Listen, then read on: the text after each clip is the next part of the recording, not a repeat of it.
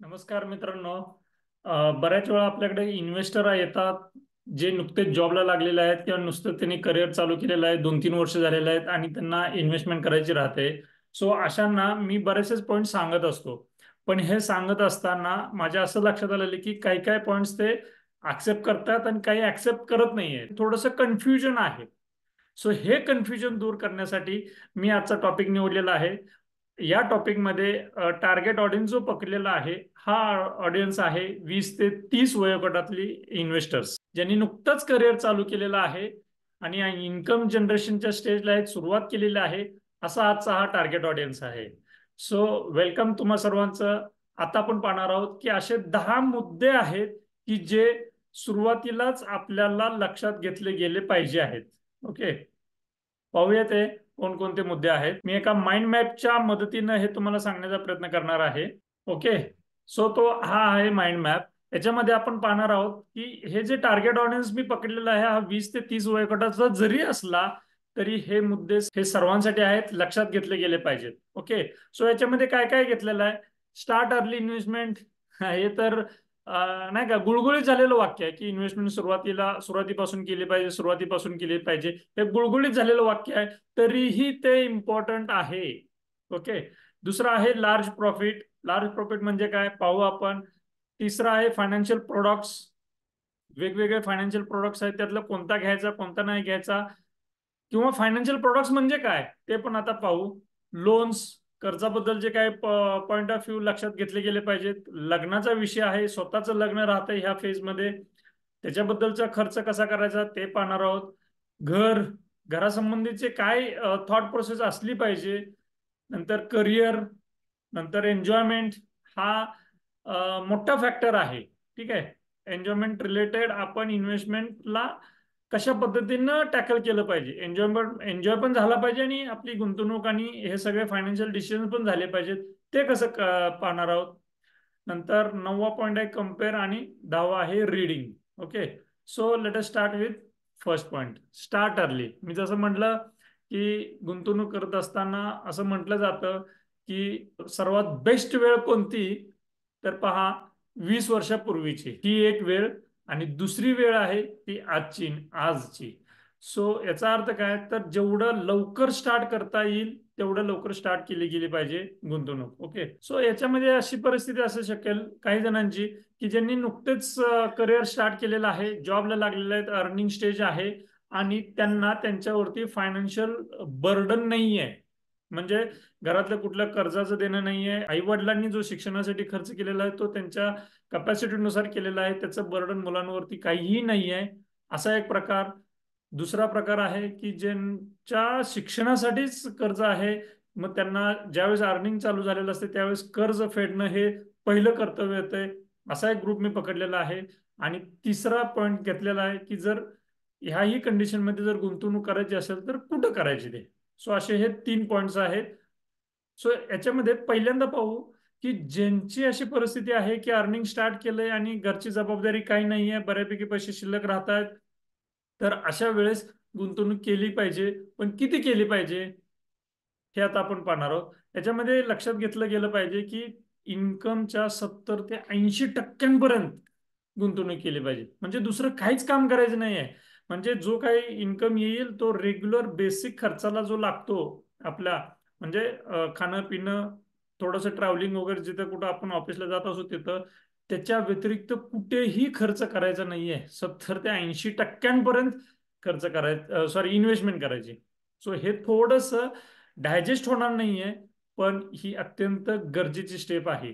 मग याचाच अर्थ काय, तर जास्तीत जास्त गुंतवणूक आपण सुरुवातीला ज्यावेळेस आपण करू त्याचा फायदा हा आपल्याला नंतर होणार आहे. आणि जे आता घरची जबाबदारी नाही आहे, इथलं एक ऍडव्हान्टेज आहे. घरी काय पैसे द्यायची गरज लागत नाही, का तर आई वडिलांचं इन्कम किंवा पाठबळ आहे, थोडंसं आर्थिक पाठबळ असल्यामुळे घरी द्यायची गरज नाहीये. तर इथं आपण जेवढं लवकर स्वतःच्या पायावरती उभं राहू तेवढ्या लवकर आपल्याला उभं राहता आलं पाहिजे. आता परत स्वतःच्या पायावरती उभं राहू म्हणजे काय, तर इन्कम करतोच आहे आपण, म्हणजे ते एका अर्थाने स्वतःच्या पायावरतीच आहे, पण करिअरमध्ये डिपेंडंट आपण जॉबवरती राहतोय. जॉब उद्या गेला किंवा आपल्याला बदलायची गरज पडली किंवा आपल्या जगण्याला आपल्या टर्म्स अँड कंडिशन नुसार जगता आलं पाहिजे. सो त्याच्यासाठी जेवढं आपल्याला आर्थिक गुंतवणुकीच्या माध्यमातून आपण गुंतवणूक करून सक्षम होता येईल तेवढं होणं गरजेचं आहे. म्हणून लवकरात लवकर मॅक्सिमम गुंतवणूक करणं हे पहिल्या कॅटेगरीतल्या विद्यार्थ्यांसाठी किंवा अर्निंग करणाऱ्या लोकांसाठी आहे. दुसरं आहे ज्यांची कर्जातून सुरुवात झालेली आहे, म्हणजे इन्कम चालू झालं पण काही कारणानं घरातलं कर्ज राहत आहे, काही कारणानं एज्युकेशनसाठी काढलेलं कर्ज असेल, हे कर्ज आहे आणि इन्कम पण मर्यादित आहे कुटुंबाचा, आणि त्याच्यामुळं म्हणजे कौटुंबिक इन्कम वडिलांचा इन्कम थोडासा मर्यादित आहे, त्याच्यामुळं जी जबाबदारी आलेली आहे ते कर्ज फेडणं किंवा बऱ्यापैकी अशी जबाबदारी आलेली आहे त्याच्यातून आपल्याला मार्ग काढायचा आहे. मग जनरली होतं काय की जे काय पगार येतो त्या पगारातून आपण थोडंसं घरी खर्चाला पाठवतो, कर्ज फेडासाठी आपण थोडंसं बाजूला ठेवतो वगैरे वगैरे, ह्या जबाबदारी घेतात. मग अशा परिस्थितीत गुंतवणूक टाळू शकत नाही, आपण टाळली नाही गेली पाहिजे. या परिस्थितीत ऍटलिस्ट 10 ते 20% तरी इन्व्हेस्टमेंट आपण करता आली पाहिजे. आणि हे करण्याचं कारण म्हणजे परिस्थिती किती अवघड असली, म्हणजे इन्कम सॉरी कर्ज कितीही जरी असलं तरी सुद्धा 10 ते 20% तरी इन्कम आपल्या इन्व्हेस्टमेंट आपल्याला करताच आली पाहिजे, इन्कमच्या 10 ते 20%. याचं कारण सांगतो, इन्व्हेस्टमेंट कितीही जरी कमी असली तरी कालांतरानं ते जे आकडे बनतात, भले 2,000 1,000 500 रुपये प्रमाणे आपण सुरुवात केली करिअरच्या, तर ते कालांतरानं त्याचे मल्टिपल मध्ये आकडे ज्यावेळेस बनतात त्यावेळेस तो जो आकडा बनतो तो आपल्याला खूप कॉन्फिडन्स देऊन जातो.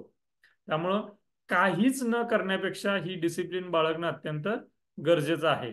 आणि आता तिसरा पॉइंट महत्वाचा आहे, तो म्हणजे गुंतवणूक करायची कुठे. ओके, सो आज घडीला ह्या टॉपिक वरती म्हणजे mutual fund is the best option. म्हणूनच गव्हर्नमेंटने कॅम्पेन पण राबवलेला आहे, म्युच्युअल फंड सही आहे.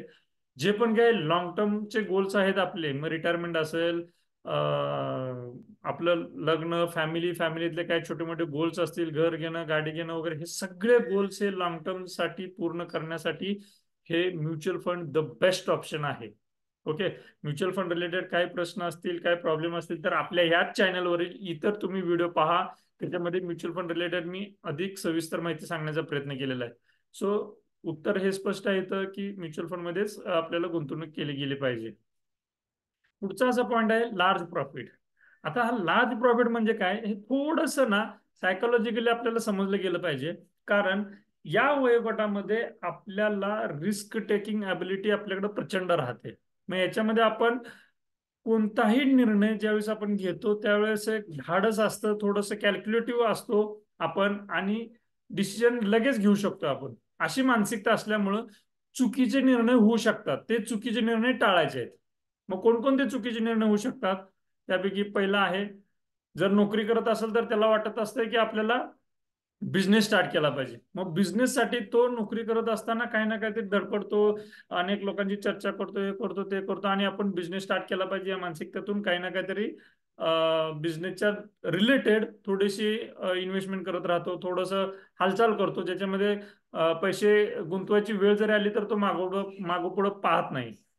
सो अशा वेळेस मला इथे सांगणं गरजेचं आहे की जर जॉब करत असेल तर आपल्याला हा बिझनेस रिलेटेडचा विचार थोडासा पॉज घेतला गेला पाहिजे, थोडं थांबवलं गेलं पाहिजे. याचं कारण तुम्हाला सांगतो.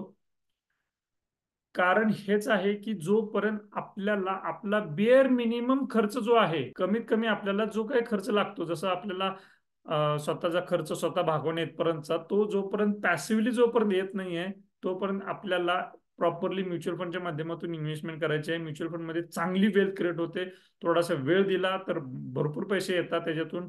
आणि ते एकदा का कॅश फ्लो एकदा जनरेट झाला की मग तुम्ही बिझनेस करायसाठी मोकळे राहतात. कारण की त्या बिझनेसमध्ये, कोणत्याही बिझनेसमध्ये घ्या, की सुरुवातीची 2-5 वर्षे हे त्याच्यातला इन्कम आपण घरी घेऊन नाही आणला तर तो इन्कम त्याच्यामध्येच रिइन्व्हेस्ट करत गेलो तर तो बिझनेस चांगला बनतो.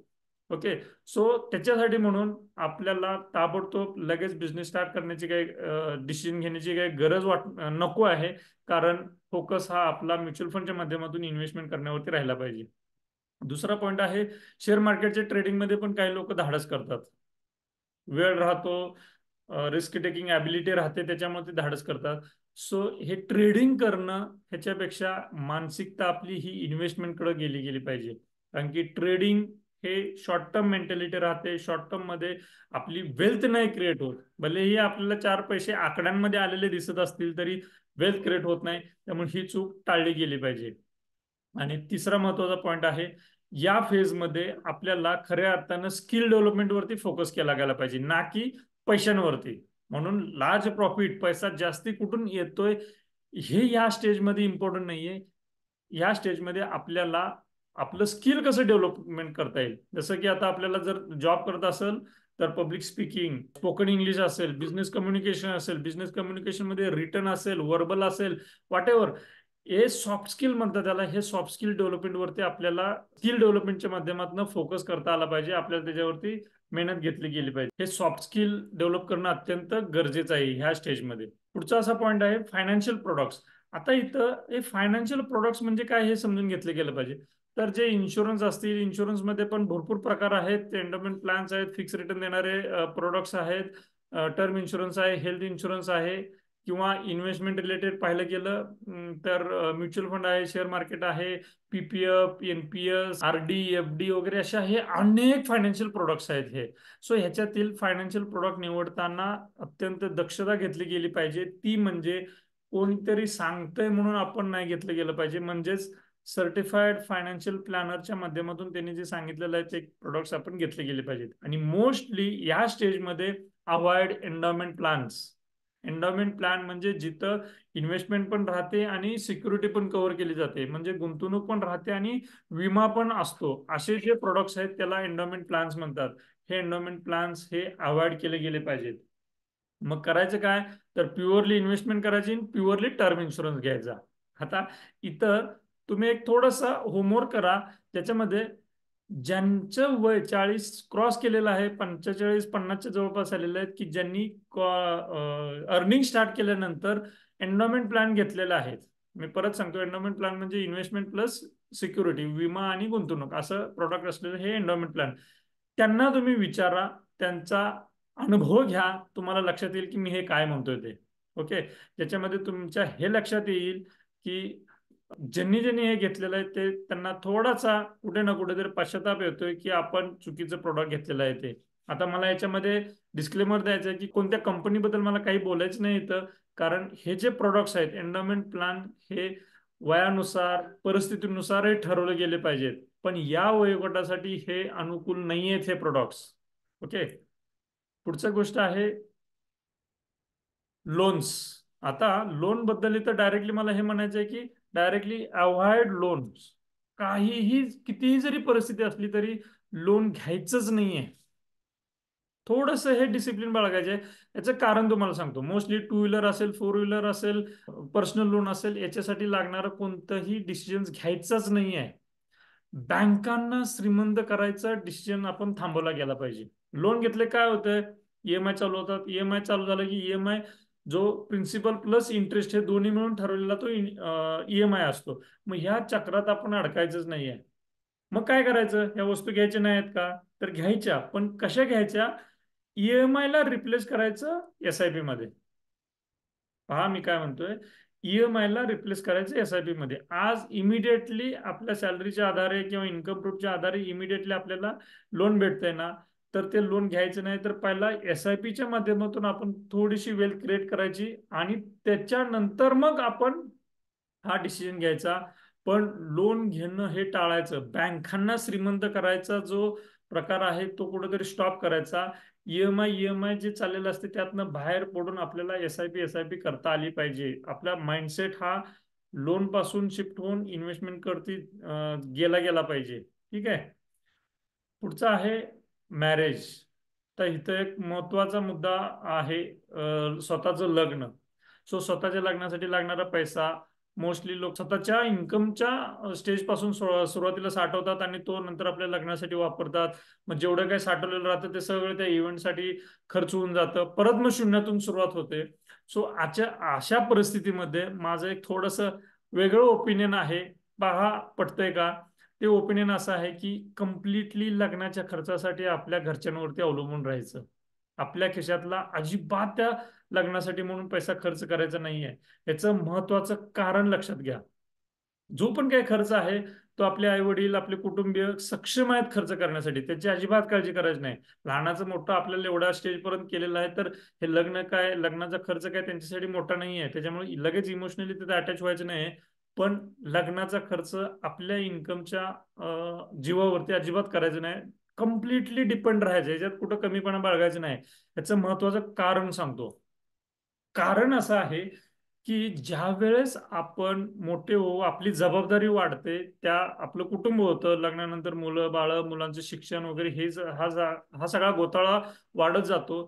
त्यावेळेस आपल्या वडिलांची कदाचित ऍक्टिव्ह इन्कम ते बंद झालेलं असेल, त्यांचे रिटायरमेंटचे एज झालेलं असेल, त्या रिटायरमेंटच्या एजला त्यांच्या दवाखान्याचा खर्च असेल, हा सगळ्या खर्चाची जबाबदारी परत आपल्याला घ्यायची आहे. त्याच्यामुळं एक सुरुवात करत असताना आपल्याला, आपण जेवढं लवकर सक्षम होऊ तेवढ्या लवकर सक्षम झालं ना, तरच आपण आपल्या आई वडिलांची खऱ्या अर्थानं काळजी घेऊ शकणार आहे. आपण जर नाही लवकर सक्षम झालो, तर त्यांना जो भविष्यात त्यांच्या वयाच्या म्हातारपणी जो त्रास होणार आहे, त्या त्रासात मग आपण पण काही ना काहीतरी मेजर कॉन्ट्रीब्युशन करायच्या ऐवजी आपण हातबल तर आपल्या हातात राहिल्याशिवाय दुसरा मार्गच नसणार आहे. मग त्यांचा आरोग्याच्या दृष्टीनं जे काही खर्चाची बाजू असेल त्यासाठी पण आपण सक्षम झालं पाहिजे. म्हणून आपला जो लग्नासाठीचा जो काही खर्च आहे तो आपल्या खिशातून झाला नाही पाहिजे.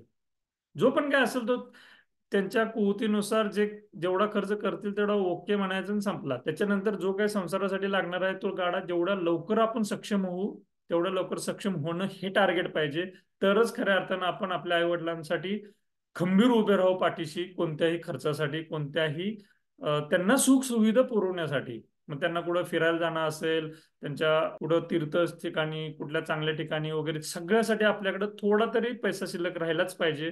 त्यासाठी म्हणून आपण स्वतःहून लग्नासाठी खर्च करायचा नाही, कम्प्लिटली डिपेंड राहायचं आई वडिलांच्या खर्चावरती. ठीक आहे. पुढचा पॉइंट आहे घर. आता इथं पण ना दोन कंडिशन येतात. अशी परिस्थिती असत्या की गावाकडं किंवा कुठल्याही ठिकाणी की लग्नासाठी म्हणून घर घेण्याचा डिसिजन घेतला जातो. आणि भौगोलिक म्हणजे थोडीशी परिस्थितीच अशा असत्या की लग्न कार्य, शुभ कार्य असतं, मग त्या परिस्थितीमध्ये घर करणं, घराची डागडुजी करणं असेल, नवीन घर बांधणं असेल, हे निर्णय घ्यायची गरज पडते, परिस्थितीच तशी येते. ठीक आहे. सो त्याच्याशिवाय लग्न होत नाही, अशी पण एक समाजाची आपली मानसिकता आहे. दुर्दैवाने ते चुकीचं आहे, पण त्याला समाजाला आपण नाही बदलू शकत. मग ह्या ठिकाणी आपण काय करायचंय की कमीत कमी खर्च लागेल, मर्यादित खर्चात, जेवढं डागडुजी असेल त्या घराची, जुन्या घराची किंवा नवीन जरी बनवायची असेल तर कमीत कमी खर्चात आपल्याला त्याचा डिसिजन घ्यायचा आहे. आणि गुंतवणूक म्हणून जर निर्णय घेत असाल तर तो कम्प्लिटली चुकीचा निर्णय आहे. म्हणजे जॉब लागल्यानंतर, इन्कम जनरेशन स्टार्ट झाल्यानंतर जर तुम्ही गुंतवणूक म्हणून घर घेत असाल तर याचा अर्थ तुम्ही स्वतःचे पंख छाटताय. जबाबदारीने बोलतोय, कारण होम म्हणजे स्वतःचं घर घेणं हे कंपल्सरी मध्ये येत नाहीये फायनान्स पॉईंट ऑफ व्ह्यू. ते ऑप्शनल कॅटेगरीमध्ये जात आहे आणि ज्याच्यामध्ये आपल्याला मॅक्सिमम आपलं पोटेन्शियल जे आहे, खऱ्या अर्थाने इन्व्हेस्टमेंटच्या माध्यमातून वेल्थ क्रिएशन करायचं जे पोटेन्शियल आहे, ते पोटेन्शियल आपण कुठेतरी ईएमआयच्या माध्यमातून त्याच्यामध्ये तो टाइम पिरियड वाया जात असतोय. म्हणून आपले पंख छाटण्यासारखं आहे. गुंतवणूक म्हणून हा डिसिजन घेणं अत्यंत चुकीचं आहे. लग्नासाठी म्हणून जर डिसिजन घ्यायचे असेल तर तो कमीत कमी खर्चात तो घेतला गेला पाहिजे. तिथं थोडासा स्मार्ट प्लॅनिंग करणं गरजेचं आहे. आता पुढचा मुद्दा पाहूया, करिअर. करिअरमध्ये अशी मनाची फेज असते की आपल्याला काहीतरी वेगळं करायचं आहे, पण काही वेगळं हे कळत नाहीये. ओके, अशी ही फेज असते. सो या फेजसाठी मीही माझं थोडंसं इथं पर्सनल अनुभव सांगू शकतो की मीही ह्या फेजमध्ये होतो. मलाही असं काहीतरी वाटत होतं की आपण काहीतरी वेगळं केलं पाहिजे, वेगळं केलं पाहिजे, पण काय करायचं हे कळत नव्हतं. बराच मी रिसर्च केला, बराच अभ्यास केला त्याच्यानंतर, आणि लक्षात आलं की आपल्याला आपल्या आवडीच्या क्षेत्रात गेलं गेलं पाहिजे, तर कुठेतरी आपल्याला चांगलं करिअर करता येईल. मग आवडीचं क्षेत्र कोणतं हे पण लवकर कळत नव्हतं. सो अशी ही फेज असू शकते बऱ्याच जणांची की कोणत्या आवड आहे, कशामध्ये आवड आहे हे कळत नाही आपल्याला. सो जे पण काही जॉब करताय, जे पण काही बिझनेस करत असाल, मोस्टली जॉबची फेज राहते ही, तो job stay continued, happily continue ठेवायचं आणि आपल्याला आवड कशात आहे ह्याचा सायमल्टेनियसली शोध घ्यायचा. सो याच्यासाठी ना मी एक सुचवू शकतोय की वेद स्वचा हे माझं स्वतःचं बुक आहे. हे तुम्हाला थोडंसं मार्गदर्शन याच्यातून होऊ शकतंय की ज्याच्यामध्ये ही जी कन्फ्युजनची अवस्था आहे आपल्या करिअरमध्ये आपल्याला नेमकं काय करायचं आहे त्याची क्लॅरिटी या बुकच्या रिडिंगच्या माध्यमातून होऊ शकते. सो इन्स्टेड ऑफ इकडं तिकडं भरकटण्यापेक्षा फोकस इन्व्हेस्टमेंटवरती करायचा आणि आपल्या विचारांची स्पष्टता निर्माण करण्यासाठी मग बुक रिडिंग असेल, तज्ञांचा सल्ला असेल, याच्या माध्यमातून आपल्या करिअर बद्दल मार्गदर्शन घ्यायचं. ठीक आहे. सो आता हे सगळं करत असताना तुम्हाला नेमका प्रश्न पडला असेल की नेमकं याच फेजमध्ये आपल्याला असं वाटत असतं की एन्जॉय पण केला पाहिजे. आजपर्यंत पैसा किंवा इन्कम आपल्या हातात डायरेक्टली येत नव्हता, आता डायरेक्टली येतोय. मग थोडंसं एन्जॉयमेंटच्या पॉईंट ऑफ व्ह्यू मग फिरणं असेल, काही कपडे घेणं असेल किंवा थोड्याशा पर्सनल बिलॉंगिंग्स असतील त्याच्यामध्ये, मग मोबाईल आला, घड्याळ आलं, घड्याळातले पण वेगवेगळे प्रकार, शूज पासून थोडं ब्रँडेड वस्तू आल्या, ह्या सगळ्या वस्तू घेणं असेल, फिरायला जाणं असेल, मूवीज थिएटर्स वगैरे ह्या ह्या सगळ्या एक्सप्लोर करायचेत की नाहीत, एन्जॉय करायचे की नाही, असा तुम्हाला प्रश्न पडला असेल. सो याच्यासाठी माझं तुम्हाला एक सांगणं आहे की पॉवर ऑफ SWP म्हणजेच सिस्टमॅटिक विड्रॉल प्लॅन हा समजून घेतला गेला पाहिजे. सिस्टमॅटिक विड्रॉल प्लॅन असा प्लॅन आहे की जो प्लॅन आपल्याला सातत्याने पैसे देतो. म्हणजे त्याच्यासाठी सुरुवातीला म्युच्युअल फंड मध्ये लमसम, एक तर लमसम किंवा एक सर्टन अमाऊंट होईपर्यंत, एक सर्टन कार्पस होईपर्यंत आपल्याला तिथे इन्व्हेस्टमेंट करायची आहे आणि त्याच्यातून आपल्याला सातत्यानं पैसे येत राहतील. असं एक स्टेज पर्यंत आपल्याला डिसिप्लिन मध्ये राहता आलं पाहिजे. एक जे एक लाईफस्टाईलचा ट्रॅप आहे, म्हणजे थोडंसं फॅन्सी आयटम्स वापरणं, फॅन्सी लाईफस्टाईल करणं वगैरे, हे थोडंसं टाळलं गेलं पाहिजे. हे कधीपर्यंत टाळायचं, मी असं म्हणत नाही की हे केलंच नाही पाहिजे, पण हे थोडे दिवस टाळायचं आहे. म्हणजे विद्यार्थी दशेत असताना आपण थोडं टाळलंच आहे, तर अजून थोडेसे दिवस टाळायचं आहे. एक सर्टन अमाऊंट होईपर्यंत. एक उदाहरण देतो, लेट अस से 5 लाख रुपये तुमचे जमलेले आहेत. मग 5 लाख रुपये जमेपर्यंत थोडीशी ही डिसिप्लिन तशीच कंटिन्यू ठेवायची आहे. आणि एकदा का 5 लाख रुपये जमले तर आपण SWPच्या माध्यमातून आपण महिन्याला 3,000 रुपये घेऊ शकतो. मग महिन्याला 3,000 रुपये जर यायला लागले तर हे 3,000 रुपये कम्प्लिटली एन्जॉय करायचे. मग हे 5च्या पटीत आपण अमाऊंट वाढवू शकतो. 5च्या ऐवजी 10 लाख रुपये तुमचे जमले तर हे 3,000च्या ऐवजी 6,000 7,000 रुपये तुम्ही घेऊ शकताय पर मंथ विड्रॉल. मग हे 5-7 हजार रुपये पर मंथ फक्त आणि फक्त फॅमिलीच्या एन्जॉयमेंटसाठीच वापरायचे. इथं जर असं डिसिप्लिन बाळगली तर आपल्याला कुठेही पैसा कमी पडत नाही. मग ह्या एन्जॉयमेंटमध्ये तुम्ही कोणतेही बिलॉंगिंग्स कितीही कॉस्टली घ्या. मग स्मार्टफोनमध्ये हायेस्ट क्वालिटीचा जरी स्मार्टफोन घेतला किंवा फिरायला गेला, कितीही खर्च केले तरी आपल्याला पैसा कमी पडत नाहीये.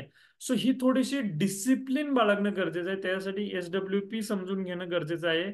आणि एकदा का तसा कॅश फ्लो डेव्हलप झाला की एन्जॉयमेंटसाठीचा हा कॅश फ्लो माझ्याकडे जनरेट आहे, मग तिथं पैसे गेले तरी काय वाटत नाही. ओके. सो तशा पद्धतीनं थोडंसं डिसिप्लिन राहता आलं पाहिजे. पुढचा पॉइंट आहे कम्पेअर. सगळ्यात महत्वाचा पॉइंट, स्वतःची तुलना इतरांसोबत करायची नाहीये. ह्या फेजमध्ये नॅचरली तसं होऊ शकतं. बऱ्याच वेळाला गेट टुगेदर साठी आपण मित्रांना भेटत राहतोय. सो तिथं मग न कळतपणे इन्कमशी कम्पेअर करणं हे होऊ शकतं. It's natural. पण कम्पेअर करून स्वतःला कुठेतरी कमी समजायचं नाहीये. ह्या फेजमध्ये हे खूप डॉमिनंट राहतं कम्पॅरिझन. ओके. तो इन्कम पॉइंट ऑफ व्ह्यूनी आपली इतरांची तुलना करायची नाहीये. जे जसं आहे तसं ऍक्सेप्ट करायचे. तुलना केली तर आपली पॉवरच गायब होऊन जाते. अजिबात आपली पॉवर डिस्टर्ब करू द्यायची नाही. सो हे सगळ्यात महत्वाचा पॉईंट लक्षात घेतला गेला पाहिजे, जो कम्पॅरिझनचा आहे. तुलनाच करायची नाही इन्कम बद्दल, कुणाशीही तुलना करायची नाही. पुढचा आहे रीडिंग. 10वा पॉइंट पहा. श्रीमंतीकडे जात असताना आपण हे लक्षात घेतलं पाहिजे की जगातले जे पण काही श्रीमंत व्यक्ती आहेत ते ऑल आर ऍक्टिव्ह रीडर्स. मग ते बिल गेट्स असतील, वॉरेन बफेट असतील, कोणी असेल, वाचन हे सातत्याने ठेवलं गेलं पाहिजे. ह्याचं महत्वाचं कारण सांगतो. जर आपण हे वरील सगळ्या स्टेप्स फॉलो केल्या, वेल्थ क्रिएट होत आली, पैसे साठत गेला, तर तो पैसा उपभोगण्यासाठी आपली पात्रता झाली पाहिजे.